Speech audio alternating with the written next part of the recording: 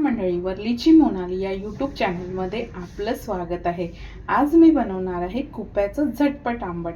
त्यासाठी लागणारं साहित्य इथे मी कुप्या मासाचे पीस स्वच्छ धुवून घेतलेले आहेत।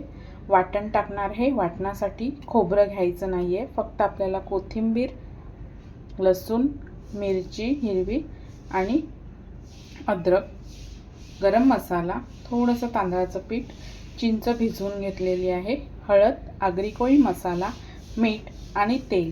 आता आपण कृतीला सुरुवात करूया। आता सर्वप्रथम आहे ना, मी आपलं अद्रक, लसूण, मिरची, कोथिंबीरचं वाटण करून घेणार आहे। वाटणासाठी मी इथे अद्रक, मिरची, कोथिंबीर आणि लसूण हे पूर्ण वाटून घ्यायचं आहे।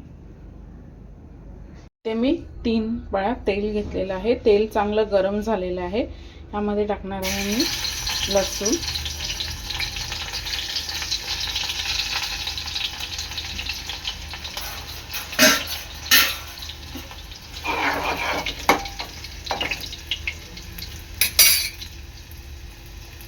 लसूण थोडासा लाल झालेला आहे। यामध्ये मी अद्रक, मिरची, कोथिंबीरचं वाटण टाकते।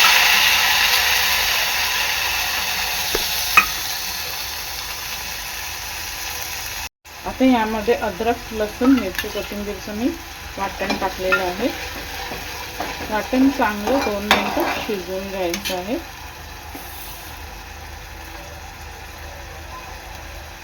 चवीनुसार मीठ,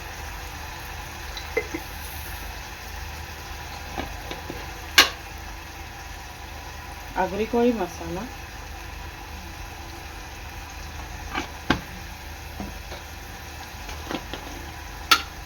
हळद। तर मसाले आहेत ना, वाटणामध्ये चांगले शिजवून घ्यायचे आहे।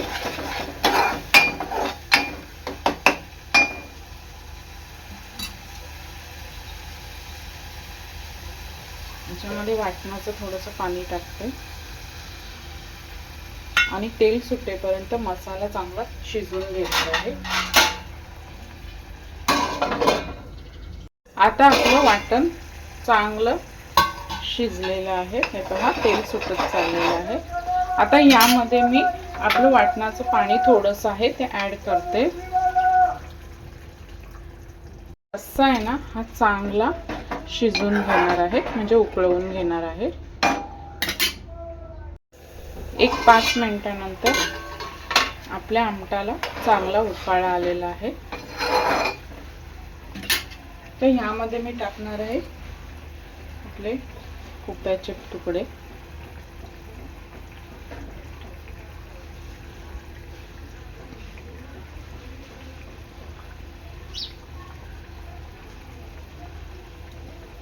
आणि आपलं आंबट आहे ना, चांगलं उकळवून घ्यायचं आहे।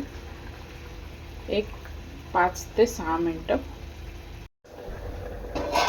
5 ते 6 मिनिटांनंतर आपल्या आमटाला चांगला उकाळा आलेला आहे। तर ह्यामध्ये ना मी चिंचेचा कोळ आणि त्यामध्येच थोडंसं आपलं तांदळाचं पीठ ऍड केलेलं आहे आणि हे आता याच्यात टाकायचं आहे।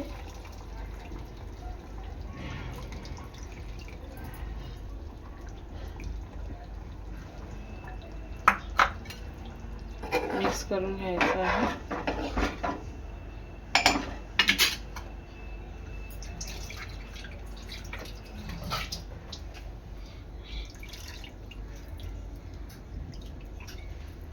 आपला आंबट आहे ना, 10 मिनिटं चांगलं उकळून घ्यायचं आहे। 10 मिनिटांनंतर आपलं आंबट चांगलं उकळलेलं आहे। आता यामध्ये मी टाकणार आहे आपलं गरम मसाला। आंबट 5 मिनिटं उकळून घ्यायचं आहे।